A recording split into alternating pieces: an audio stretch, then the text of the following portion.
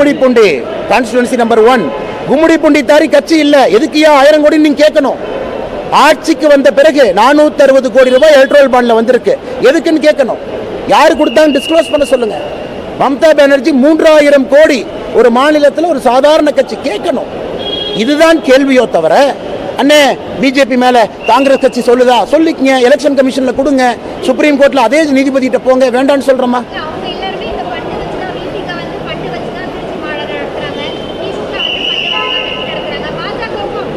5500 கேண்டிடேட்டுக்கு இந்த அண்ணாமலை 5500 உள்ளாட்சி பிரதிநிதிகள் கேண்டிடேட்டுக்கு இந்த அண்ணாமலை செக் மூலமா பணம் கொடுத்திருக்கேன். மாநில தலைவரா எவனாச்சும் வர சொல்லுங்க, தமிழ்நாட்டில் அரசியல் கட்சி வர சொல்லுங்க. சேலஞ்ச் பண்றேன் உங்களுக்கு மேடம், சேலஞ்ச் பண்றேன். 5500 உள்ளாட்சி பிரதிநிதிகளுக்கு செக் மூலமா வெளிப்படையாக பணம் கொடுத்து உள்ளாட்சி தேர்தல் நடத்தி இருக்கோம் நாங்க. வர சொல்லுங்க, செக்ல எவ்வளவு கொடுத்தாங்கன்னு கேளுங்க, யாராச்சும் ஒருத்தன் கொடுத்தாங்களான்னு கேளுங்க. அதெல்லாம் பேச மாட்டாங்க, அதை விட்டுட்டு ஏதோ பேசுவாங்க. சொல்லுங்க.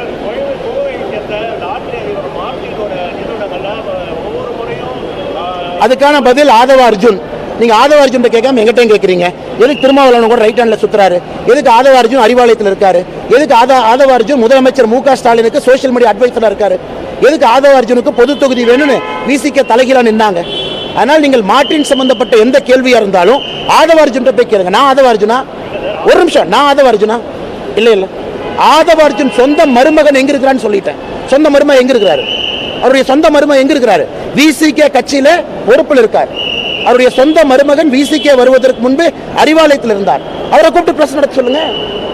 கேள்வி அவருக்கு போகணும், எங்கிட்ட கேட்கறீங்க. அந்த நிறுவனத்தினால் இல்லை, நான் எப்படி பதில் சொல்ல முடியும்? அடுத்த கேள்வி என்ன தலைவா? நீங்க எழுதி வச்சு கேட்கிற கேள்வி பார்க்காதீங்க. ஒரு நிமிஷம், செல்போன்ல எடிட்டர் அங்கிருந்து அனுப்பிச்சுட்டு இருக்கான். இந்த டிராமாலாம் எங்கிட்ட பண்ணாதீங்க. புள்ளி விவரமா ஸ்டாட்டிஸ்டிக்ஸ் ரீல் பண்ணிட்டு இருக்கேன் கம்ப்யூட்டர் மாதிரி. இந்த டிராமா எங்கிட்ட வைக்காதீங்க. கேள்வி பதில் சொல்லியிருக்கேன். எதுக்காக நீங்க எழுதி வச்சு கேட்கறீங்க? எதுக்காக எழுதி வச்சு கேட்கறீங்க? நீங்க சம்பந்தமே. ஒரு நிமிஷம், முதல் கேள்வி. 3வது கேள்வி எடிட்டர் அனுப்புறான் வாட்ஸ்அப்ல, அதை பார்த்து கேட்கறீங்க.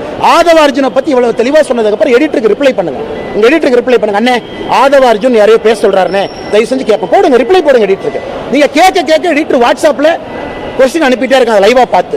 நீங்க கேட்க ஒரு நிமிஷம் நான் கேட்கிற கேள்வி தப்பான கேள்வி நீங்க சொல்லுங்க. அப்புறம் செல்போனை பார்த்து கேள்வி கேட்கறீங்க. நான் செல்போனை பார்த்து படிக்கிறேன். ஒரு நிமிஷம், செல்போனை பார்த்து படிக்கிறேன். எல்லா கேள்விக்கும் துணிவோடு தைரியமாக நேர்மையா சொல்றேன். அதே நேர்மையை உங்கள்கிட்ட நான் எதிர்பார்க்கிறேன். ஆதவ அர்ஜுன் லாட்டரி மார்ட்டின் மருமகன், விசிகேல இருக்காரு, மு க ஸ்டாலினுக்கு இருக்க சம்பந்தம் எல்லாம் சொல்லிட்டேன். ஒரே கட்சி, மாநில கட்சி, ஆயிரக்கணக்கான கோடி ரூபாய் திமுக வந்து ஏன் அந்த கேள்வி கேட்க மாட்டேங்க? 18 மாநிலத்தில் ஆட்சியில் இருக்க ப்ரோரேட்டை பிரிச்சு பாருங்க. 18 மாநிலத்தில் ஆட்சியில் இருக்கக்கூடிய பாரதிய ஜனதா கட்சி சராசரியாக திமுகவுக்கு வந்திருக்கக்கூடிய பணத்துல பாதி வந்திருக்கு. திமுக போய் பேளுங்க. கும்மிடி கூண்டிக்குள்ள கட்சி நடத்தக்கூடிய திமுக எதுக்கு இவ்வளவு பணம்?